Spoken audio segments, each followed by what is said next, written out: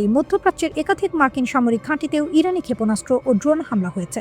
এই বিনিময় চলাকালীন প্রতিরক্ষা বিশেষজ্ঞরা বিশ্লেষণ শুরু করেছেন যে ইরান কোন ধরনের ক্ষেপণাস্ত্র ব্যবহার করতে পারে মার্কিন ও ইসরায়েলি লক্ষ্যবস্তুতে ব্যাপক প্রতিশোধ অভিযান চালানোর জন্য। ইরানের ক্ষেপণাস্ত্র শক্তি। ইরানের ক্ষেপণাস্ত্র বাহিনীতে রয়েছে বিভিন্ন দূরত্বের ব্যালিস্টিক ক্ষেপণাস্ত্র।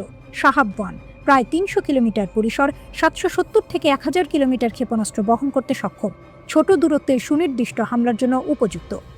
শাহাব-2 প্রায় ৫০০ কিলোমিটার পরিসর, ৭০০ কেজি পর্যন্ত প্যালোড বহন, পূর্বের ক্ষেপণাস্ত্রের চেয়ে বেশি দূরত্বে আঘাত করতে সক্ষম। CHM-1 প্রায় ৭০০ থেকে ৮০০ কিলোমিটার পরিসর, ৬৫০ কেজি প্যালোড, আঞ্চলিক লক্ষ্যবস্তুতে উন্নত আঘাত। FAR-110 পরিবার প্রায় ৩০০ কিলোমিটার পরিসর, ৪৫০ কেজি প্যালোড, সুনির্দিষ্ট ছোট দূরত্বের হামলার জন্য। দূরপাল্লার ও মাঝারি পাল্লার ব্যালিস্টিক ক্ষেপণাস্ত্র। এগুলো সাধারণত ১০০০ থেকে ৩০০০ কিলোমিটার পর্যন্ত যেতে সক্ষম এবং সরাসরি ইসরায়েল বা আঞ্চলিক লক্ষ্যবস্তুতে আঘাত হানতে পারে।